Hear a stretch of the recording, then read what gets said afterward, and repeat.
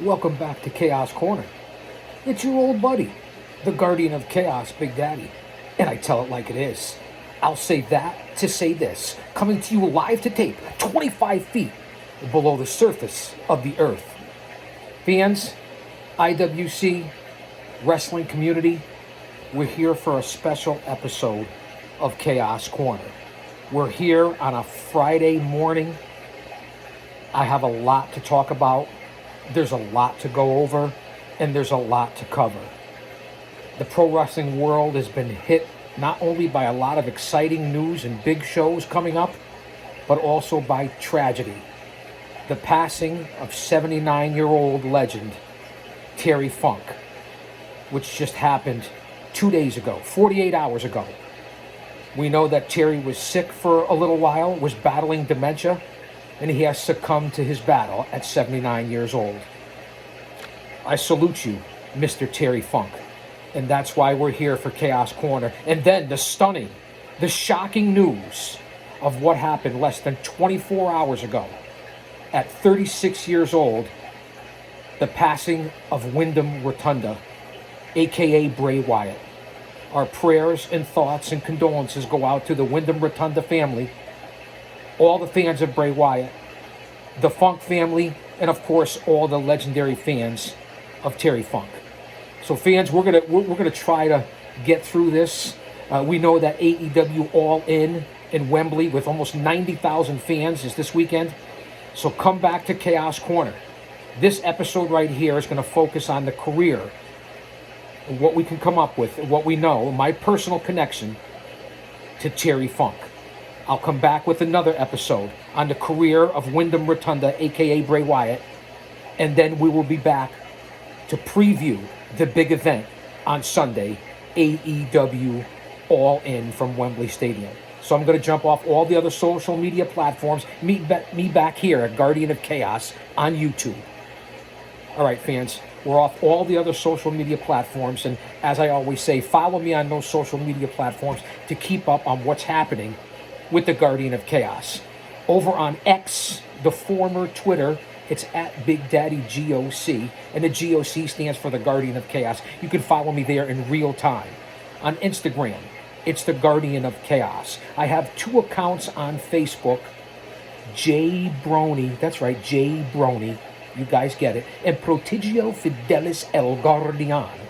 Follow me on Gitter, Gab, Truth Social, Rumble. I cover it all for you fans in the IWC. One man, unique, unedited, unscripted, raw dog. No paywalls, no super chats, no Patreon. Live to tape into my headquarters. A face to the product to let you see who I am and what I'm all about. Because there's 3 types of people in this world. Those who don't know what happened, those who wonder what happened, and people like the GOC that make things happen. And I'll say that to say this because I tell it like it is. And I hope everyone is listening. And if you want to take it personally, because it's not directed at anybody in fucking particular, but there's a lot of people out there that, I don't know, some people out there that take things personally, or they think it's directed at them. Talk about living rent-free, or guilty conscience, or being caught out and called out. In order to get respect, you have to start with respecting yourself. Once you do that, you open other people's minds to respecting you. That's a quote that a lot of people like to use. So I'll throw that out there. And whoever thinks it's directed at them, God bless you, man. So, again, I'll say that we're here for a special episode. I don't have a ring bell down here, at least not anywhere close. But I want to give 10 seconds of silence, my 10-bell salute from Chaos Corner, to honor not only Terry Funk, but Bray Wyatt. As I said, I'll be back to do an episode on Wyndham Rotunda, Bray Wyatt. And then, of course, the big preview for AEW All In. So fans, in honor of the Funker, Terry Funk, let's have a moment of silence.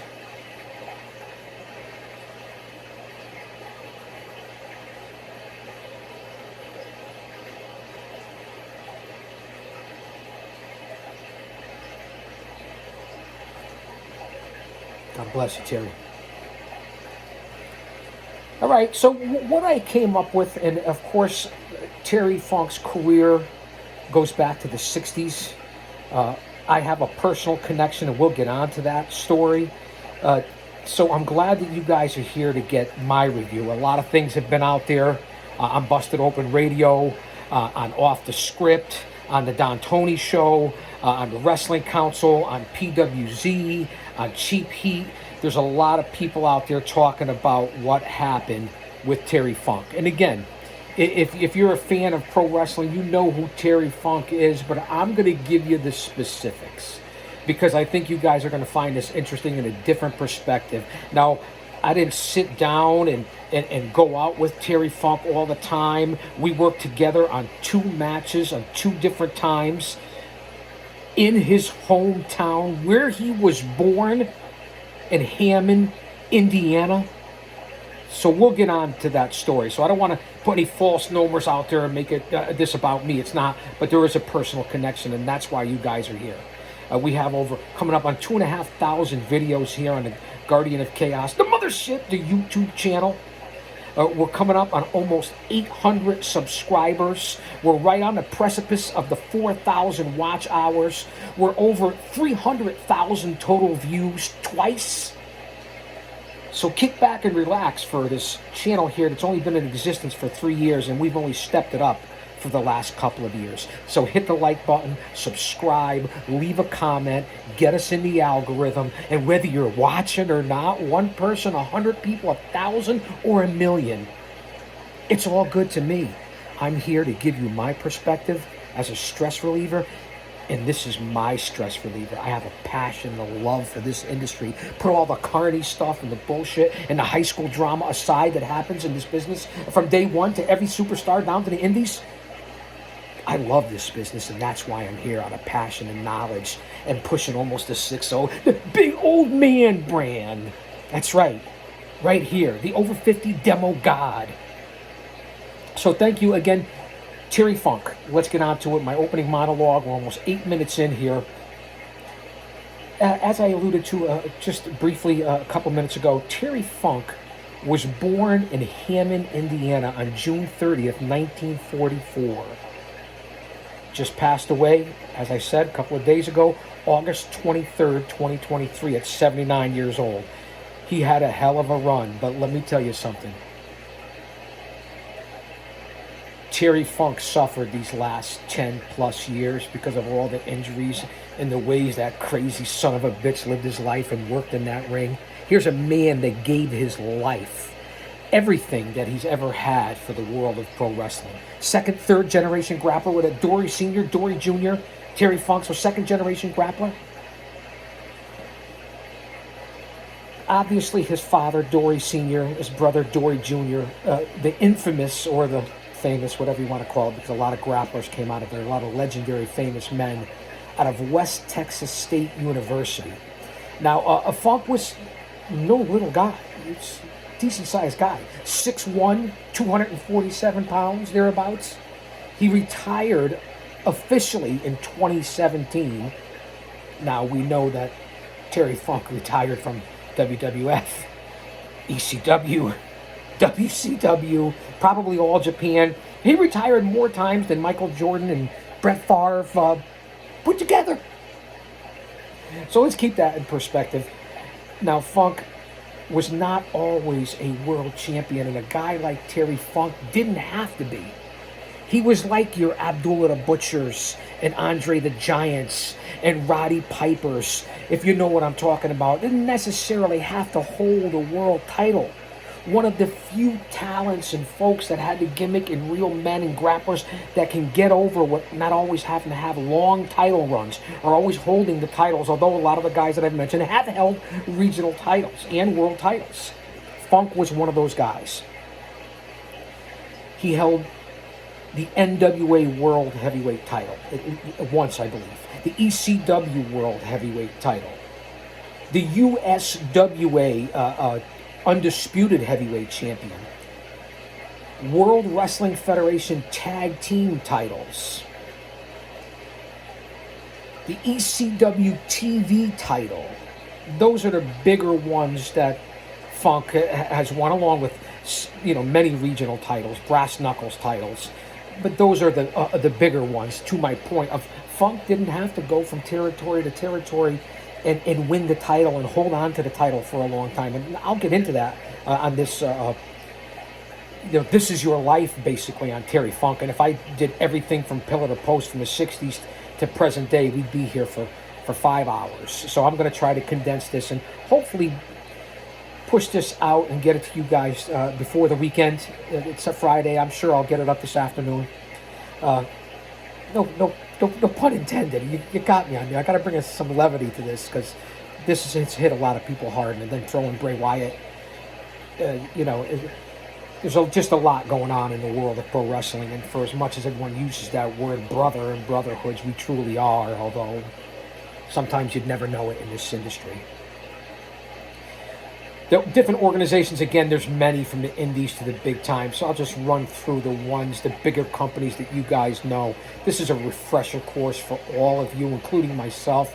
We know that Terry worked for the NWA, the WWF, ECW, All Japan, the USWA, Continental, territories like Big Time and Stampede and Florida Championship Wrestling and Georgia Championship Wrestling. And he was actually even in Amarillo, Texas, where he was from, although born in Hammond, Indiana, was the promoter of his own promotion along with Dory, Western States Sports, I believe, if I'm not mistaken.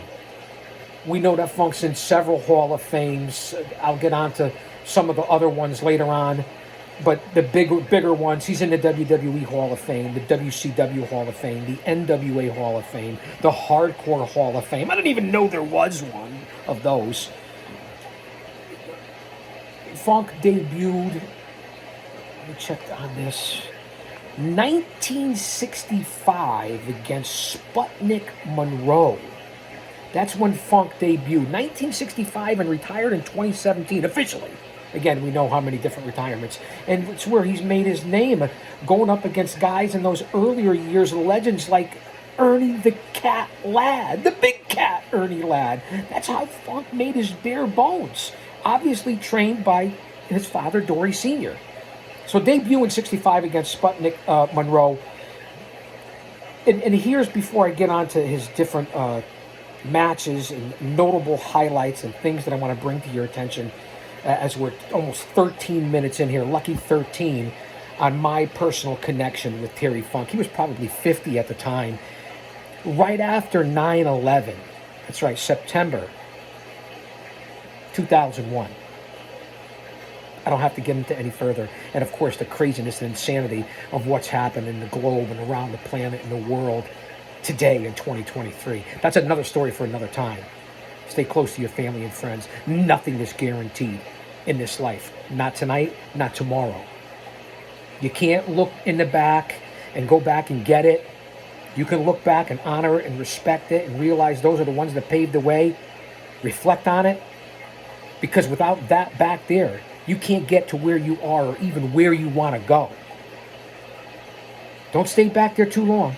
Look in the windshield, hit the gas, full speed ahead. But stay close to those who you love, your family, your loved ones, and everything that's going on in this world. So I'll segue it back to 9/11. About a month after that, people were all freaking out, and for good reason, and one of the most tragic things, if not the most tragic, in this country's history. October 20th of 2001, 2001, however you want to say it, right after the turn of the century, yours truly flew out to the Chicago, then ended up in the Hammond, Indiana Civic Center for the World Wrestling Zone for Steve and Larry Gligorovic, a.k.a. Heaven and Hell, the Twin Turbos, two unbelievable brothers, two unbelievable dudes who were running the WWZ and had worked for the WWF before. Two guys in incredible shape. I consider lifelong friends. Two incredible men. Two hard-working guys that do the right things in the business and do the right thing in life as men. So they brought me out there, and I was fortunate enough to work with, at the time, Justin Price, a.k.a., that's right, best seat in the house, current, the Dapper Yapper,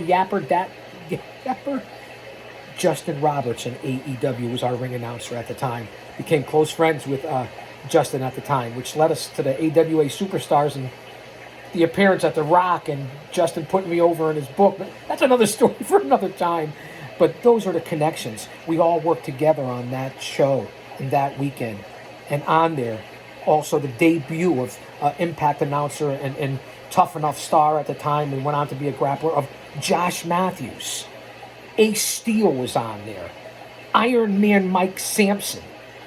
Those were the stars at the point, and they went on to do bigger and better things at the time. And of course, in the main event was Terry Funk. And I was blessed and fortunate, and I'm humble and grateful for this, honored to be with Tommy Capone to go up against Terry Funk at the Hammond, Indiana Civic Center in Funk's birthplace in 2001. So that's my connection with Funk. We got to talk. You know, he came down and I cut a promo on him. The fans thought he wasn't there, and Justin introduced him, said he wouldn't be here, and the fans went crazy. And Funk came out of nowhere after I called him a yellow egg-sucking dog. He threw about 10 metal folding chairs into the ring and proceeded to. We went all over the place in a no disqualification match for a good 10 or 15 minutes of pure chaos, and pun intended. And I took that left elbow and that taped fist to the right between the eyes, and we didn't talk much about it in the locker room. He wanted to surprise you, and man, were we surprised, and especially Tommy Capone, who took the loss. And Funk even hit me in the cojones. That was my nutcracker, man. I was singing soprano in the Hammond, Indiana Civic Center that night in 2001. So to work with Terry, it was an unbelievable honor. What a gentleman. We hung out for the weekend. The Gregorovics, Steve and Larry, I couldn't thank them enough. Justin, and just that experience alone and the personal connection. That's why I had to get on here. I mean, I had no connection like a Tommy Dreamer and Mick Foley, who I also worked with. Guys, those were Funk's proteges. I also had the honor to work with Dreamer and Foley. You guys know that. Cactus Jack, a.k.a. Foley. So you see the connection here in the world from an independent pro wrestling manager who's been in the business for over 3 decades, a fan for over 5 decades. The connection, whether you're on a single A level, independent ball, double A, triple A, or the major leagues. You guys get it and understand the backbone of the business and how we're all related and connected. One moment you can be in front of 50 people. The next moment in front of 5,000. You can be in the locker room with my old buddy and good friend and New England Pro Wrestling Hall of Famer, Kurt Adonis on the independent scene, or sitting next to Terry Funk. You guys understand, right? The levels and the connection and what could happen in your career. So I've been blessed and I'm humbled and fortunate to. Those are the different things. And so we get on to the date of 9/11 and how I was able to work with Funk in his hometown, his birth town. That's what makes it worth it for me. And they always say, take that picture, write that story, get that videotape. And I'm glad that I did. And again, thank you, sir. Thank you, Terry Funk, for what you did for me personally. Here we get back onto the career and highlights of the Funker. God rest his soul. Rest in peace. Rest in power, as a lot of people like to say. 1975. Let's see, at that point, I'm a mere 12, almost becoming a teenager, so in my age, almost 13 years old. Terry Funk wins the NWA World Heavyweight title in Miami, Florida, over Jack Briscoe. And you know how Terry got that title shot and was able to win that title? The only time he's won the NWA title, I remember seeing it on video as a 12, 13-year-old boy in the 70s, 75. Dory Funk Jr. didn't show. Terry stepped in, there's the storyline, wins the title in 75. He held the NWA World Heavyweight title for over a year, 14 months. Not bad for the Funker and the NWA at that time when you're competing with the legends of the 70s. To me, the 70s and 80s were the golden era. A lot of people say it was the middle to late 90s. Okay, but I'm not sure if I agree with that. The early 2000s, I'm just telling you my perspective. 14 months Funk held it for until he lost it in 1976 to Harley Race in Toronto, Canada, by ref stoppage.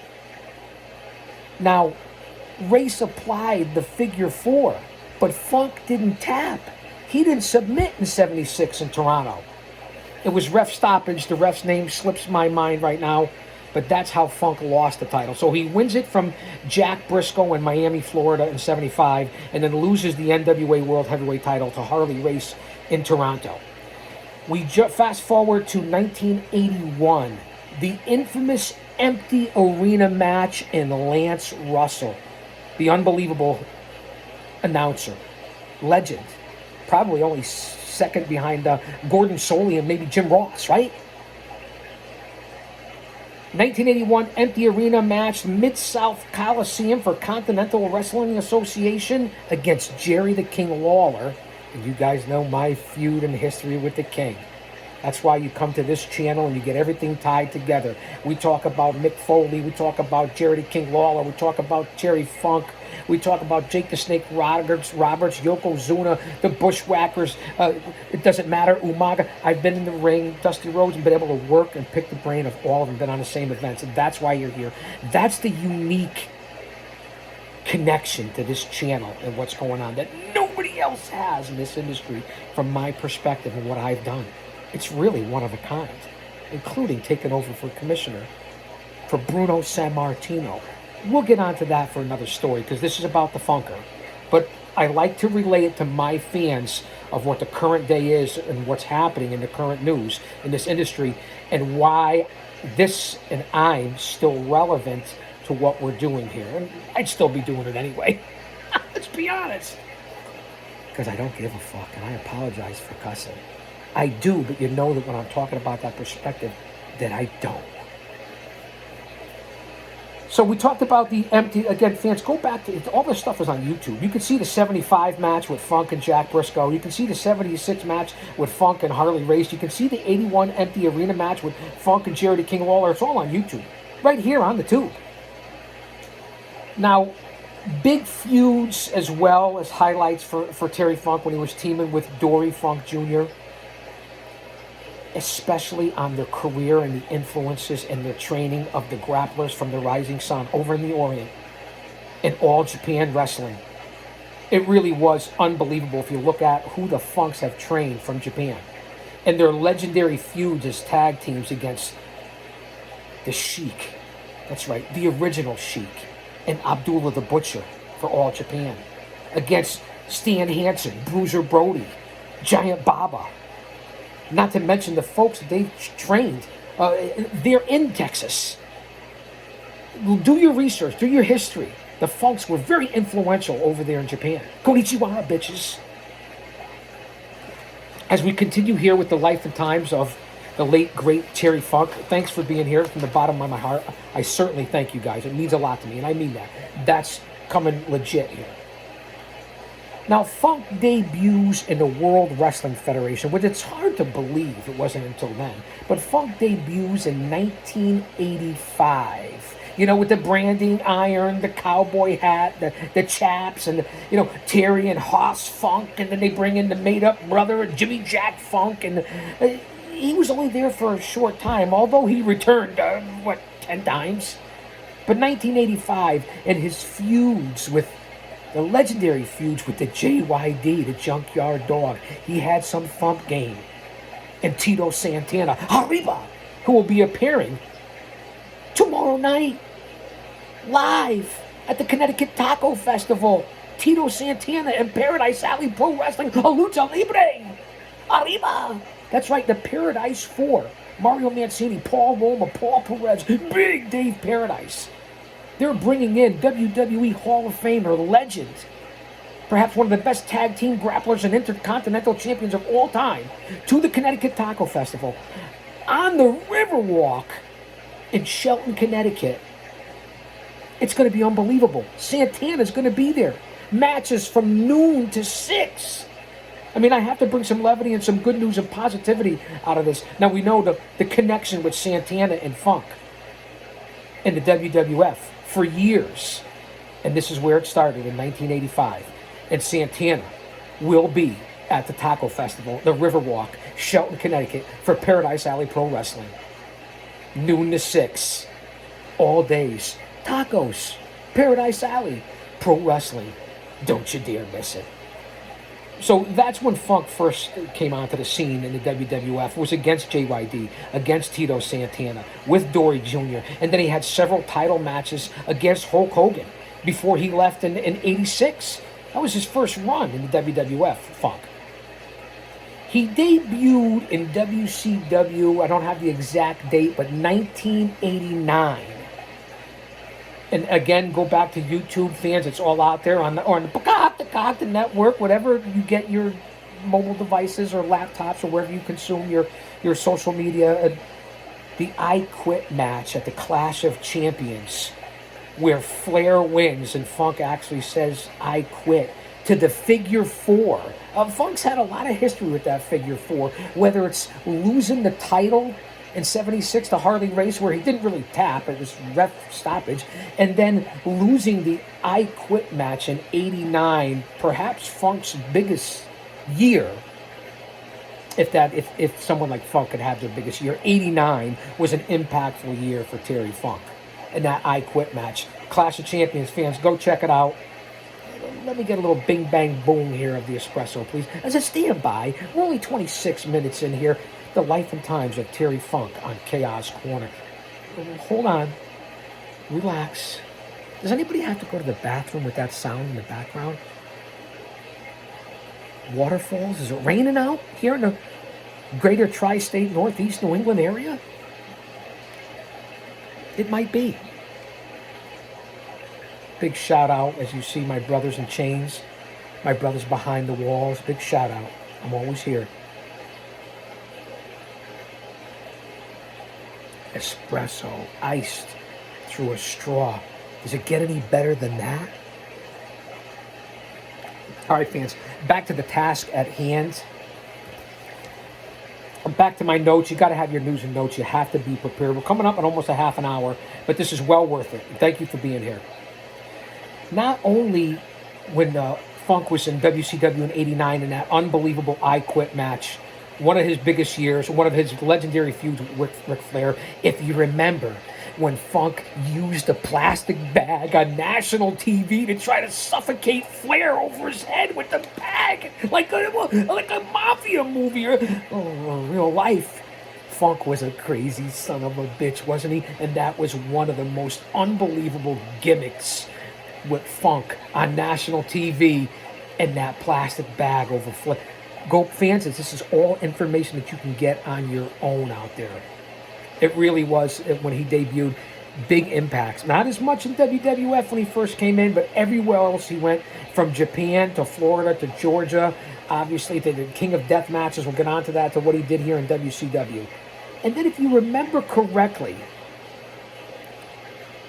Alexa, play Tropical Thunderstorm Sounds. To play a specific song, you'll need to sign up. I'm sorry for Amazon the Music interruptions here, but Unlimited I'm trial still trying this out. It's free for 30 days and then $4. Do you see what I have to deal with here? We're in a serious mood Terms in here. the Alexa app. Should I start your free trial and play Tropical Vibes? Alexa, no. Play Tropical Thunderstorm Sounds, please. We'll try this Okay. again. At least I Here's have Thunderstorm manners. Sounds by Sleep Jar. Am I right? I have manners. Back to what we're talking about here. Pay no attention to that man behind the curtain. Pay no attention to him. So we're in WCW. It's 1989. We're talking about all the different things that Funk had done, from the I Quit match, the feuds with Flair, the plastic bag on national TV. He had his own sort of Piper's Pit type segment, if you want to compare it. Funk's Grill. It was only brief. Some of you fans that were tender age, you newer generation folks, may not remember Funk's Grill in WCW in the late 80s, but I certainly do. With Chaos Corner. He returned briefly, because I'm going to bounce around a little bit here because of the timelines and how many different times he's retired and returned and who he's worked for in his vast career of 50 years, trying to squeeze it into a show here. It's not that easy, but I appreciate you guys. I'm giving you what I have. I'm going to be back for more content. This is important stuff. Bray Wyatt. And then, of course, the big event, All In, this weekend. Life still goes on. I hate to say this. This is why life is short. Take advantage of it, because tomorrow's not guaranteed. I know I'm repeating it, but that's the seriousness of this show here and what we're trying to do.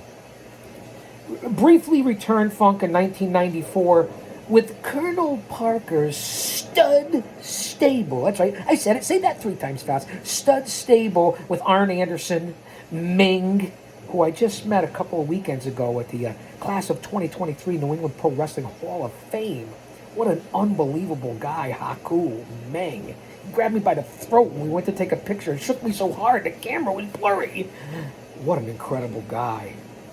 What an unbelievable nice guy. Certainly no one you'd want to fuck with, that's for sure. And also Bunkhouse Buck. That was when Funk came back to WCW, feuded with Dusty Rhodes and Dustin Rhodes and tag teams. The Nasty Boys, they ended up at a War Games match, I believe, in Fall Brawl. The Stud Stable. Arn Anderson, Meng, Buckhouse, Buck, and along with Colonel Parker and the Funker. 1984 also, this is where Funk became, I want to say, hardcore. King of the Death matches. He goes over to the IWA in Japan at that point. 94, 95. Taking on Leatherface. We know current day Leatherface, my old buddy Tony Myers. I hope you're watching, Tony. It's good to see you. I know you're going back to the Rising Sun. What a great guy and a good grappler, Tony Myers. Leatherface. King of the Death match. Terry Funk. He lost in the finals, how ironically, to his protege, Cactus Jack. That's right. It all comes around, is tied up like a nice little bow. That's what happens in the different careers and lines and seeing you down the road and the different journeys in the world of professional wrestling. So that was 94 and 95 against, like I said, the likes of Leatherface, all the different Onita and all the different people over there.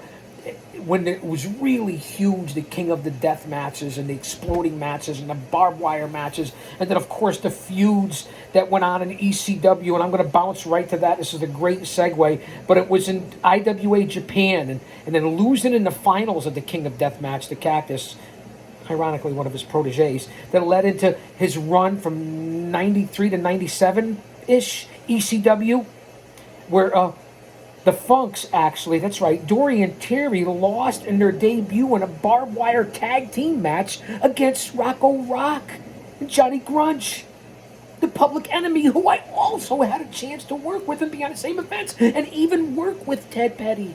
You see the connection, and it's almost like it was written and it was meant to be beforehand. I have a deja vu and amnesia and deja vu at the same time. I think I've forgotten this before. That's why you're here. So that was the debut of Dory and Terry, who know with their backgrounds from the 60s and into the 70s. They'd end up in ECW in the mid-90s in barbed wire matches. Public Enemy. And the feuds with Terry and Cactus Jack, a.k.a. Dude Love, Mick Foley. You guys know who I'm talking about. Against Shane Douglas, that's right, the franchise. Those matches, they're all on YouTube. They're all on the network. You guys can get these and go out and educate yourselves and learn the history. I say it all the time. Look in the rearview mirror. Respect it, honor it, tradition, OGs, they paved the way. Carpenters, look in the front, full speed ahead, or you wouldn't be here and you won't get there. I'm just saying. I give you the good, the bad, and the ugly.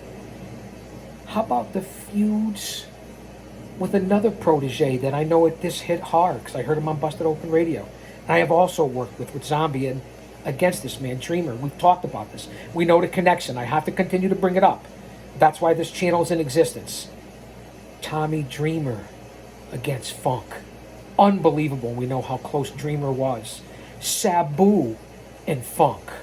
The Sandman and Funk. The ECW career of Terry Funk and the unbelievable night when they threw all the chairs in the middle of the ring on top of Funk. Bloodied up. I mean, his ECW days, if that's what you're into, are second to none. It was like a resurrection from a guy that was so technically sound.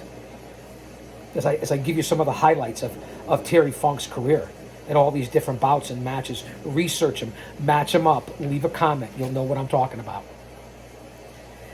We fast forward to ECW in 1997, where Terry Funk wins the ECW World Heavyweight title at the barely legal pay-per-view against Raven, only to lose it to Sabu at Born to Be Wired in a barbed wire match. Again, fans, these are all on YouTube or on the network, or wherever you can trade tape, or whatever you guys do nowadays. The internet, you can get everything. You can research, you can read about it, you can watch it. So Funk winning the ECW World Heavyweight title in 97 against Raven, and then losing it to Sabu. Classic matches for ECW in that barely legal pay-per-view, along with November to Remember, and some unbelievable ECW for the short amount of time in existence had a huge impact on this business. Kind of what AEW is doing right now. 2023, we've got to look at what we have, right? Similar as far as the impact, 4 or 5 years in existence, coming up with this, Sunday, and almost 90,000 at Wembley Stadium. Who knows? We go to September 97, and we're in Amarillo, Texas. Terry Funk's WrestleFest, where Terry lost on that show, on his own show, to then World Wrestling Federation champion Bret the Hitman Hart. Let that marinate as fun fact and tidbits of information, whether you consider it useless or not, that you get here on the corner, or if you do your research and you're prepared, that you can put out and you have for your knowledge and to throw to your fans. Paul Heyman was also at this event, where he presented Terry Funk with a lifetime ECW World Heavyweight Championship award. World Heavyweight Championship, donated financially by the boys and girls, the gals, the brothers and sisters of the business of ECW. That's 1997 at Terry Funk's WrestleFest, for as part of highlights in Terry's career that you may not know about when people talk about the biggest highlights, his awards, his careers, his championships, his feuds. Dusty Rhodes, the Funk Dusty Rhodes feud, and I haven't really highlighted it here, but fans, check out those matches.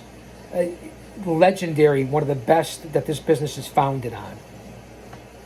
1997 and 98, thereabouts, Terry returns to the WWF as the infamous Chainsaw Charlie. No, not to be confused with the jabroni, the clown from last week's AEW here in 2023, or all these other wannabes. There's only one Leatherface that was over in Japan, the original. Then, of course, there's my boy Leatherface, Tony Myers. Those are the only ones I respect. And, of course, because of who he was, Vince brings him back as Chainsaw Charlie. 97, 98, where he teams with now Mick Foley, no longer Cactus Jack, but the faces of Foley, Dude Love, whatever, his protege. So you see the close connection between Dreamer, Foley, Terry Funk, certain guys in his life. I mean, Terry affected a lot of people if you listen to the stories, from the small to the old to the young to the new, to men to women to children to everybody in the business. That was Terry Funk. I can vouch for that in my short and brief dealings with Terry. Chainsaw Charlie, 97, 98 in the WWF feud, teaming with Mick Foley when they were feuding with, I got two words for you. The New Age Outlaws, if you remember that, of all tag teams there in the WWF. 98, 99, Funk is back in ECW, and this is where he's feuding with his protege big time, and where he's constantly attacking from Busted Open Radio, that's right, one of the heart and soul of pro wrestling, Tommy Dreamer. And that's why you see the connection, and you could hear it in Dreamer's voice and what's happened since Terry has passed away a few days ago, 48 hours ago. 98, 99 ECW. This is all on videotape. You can go out there and get it. Funk's feud with Tommy Dreamer. And then the retirement match. This is probably his second or third retirement at that time. In mid-1999, retirement again against Dreamer. So you could see the rub that Funk not only gave to jabronis like myself, never was, wannabes, has-beens, whatever you want to call yourself, even if you give yourself credit. I'm not cutting myself short or slack or what I accomplished, But from guys like me to guys like Tommy Dreamer, to guys like Sabu, to guys like Mick Foley, Cactus Jack, that's the type of man that Terry Funk was. So note that he retired, I believe I said, WCW, ECW, WWF, Bret Favre, Michael Jordan, so on and so forth. The GOC retired more times as well. So there's the connection. We're in at the turn of the century here, like it's 1999. We go to 2000, 2001, 2001, and Funk's return to WCW, and he wins the WCW Hardcore Championship. Not once, not twice, but 3 times Funk wins the Hardcore Championship, carrying on that hardcore reputation that he had earned through Japan, and then of course ECW. He also at one time, people forget this, along with his talk show segment, and then also being a play-by-play guy at one time, color commentary we'll say, not play-by-play, he was also a briefly commissioner of the WCW. 2000, 2001, 2001, however you want to say it, tomato, tomato, potato, potato. So that's, again, the Hardcore Championship 3 times. So again, debuted in 65. Here we are in 2000 and 2001. And you see already what he's accomplished. And I could be here as we're 40 minutes in. This can go on for an 8-hour shift, a 16-hour show, a double shift. So I'm just trying to cram it in the different highlights that stick out to me, that I remember, that I've heard others talk about, that have been affected and have worked and have been influenced heavily by Mr. Funk, Terry Funk, if you will. So we move on here at Chaos Corner. Let me hydrate. And then when you think you're done, hydrate some more. That's right. Straws. We're in 2023. These are not, reusable or plastic or eco-friendly. Let that sink in. These are the special ones.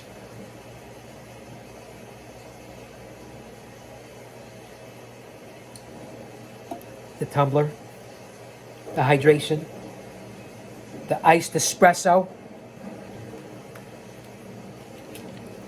Bada boom, bada bing, bada bang. No, it's not Andrew Dice Clay.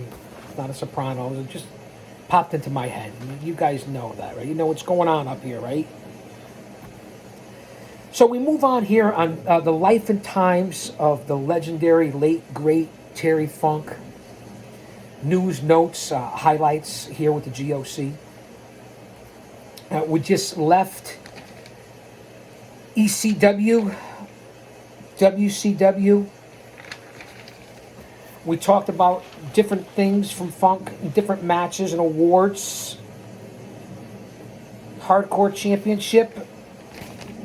Excuse me. We hop on to,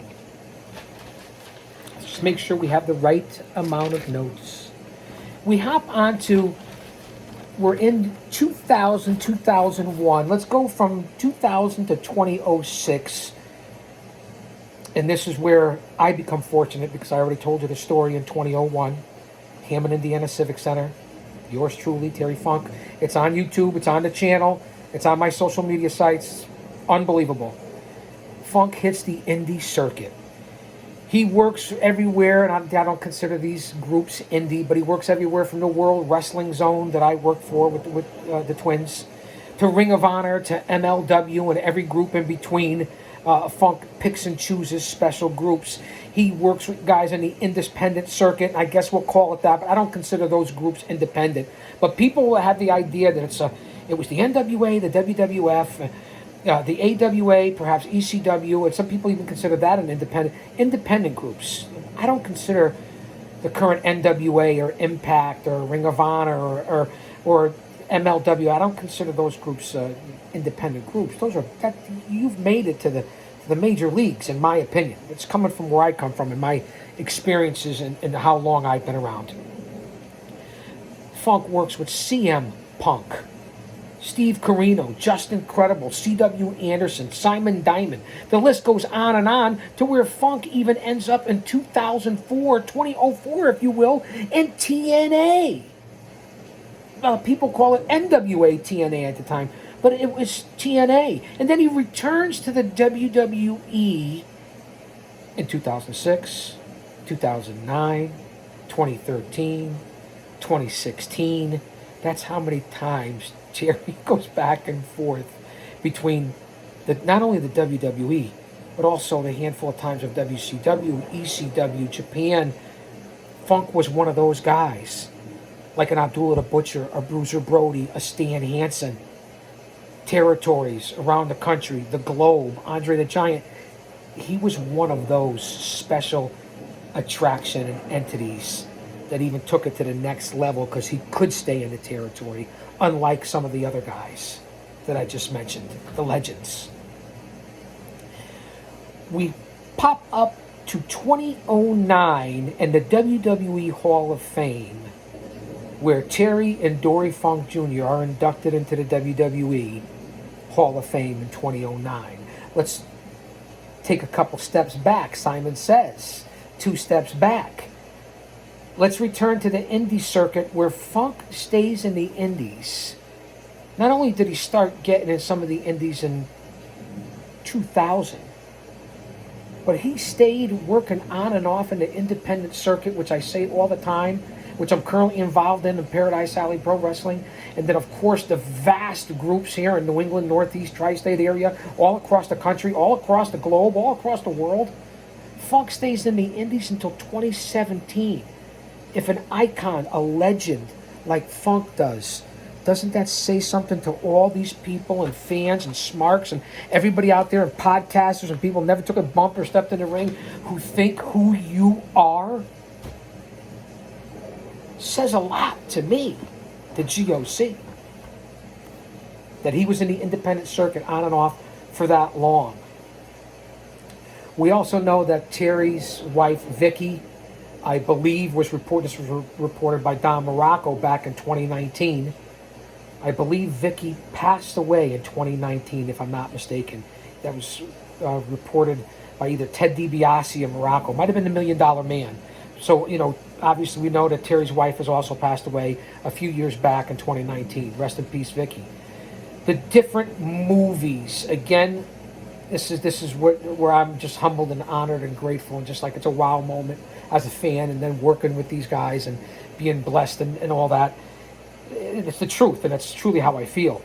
1989, Funk is in Roadhouse with Patrick Swayze.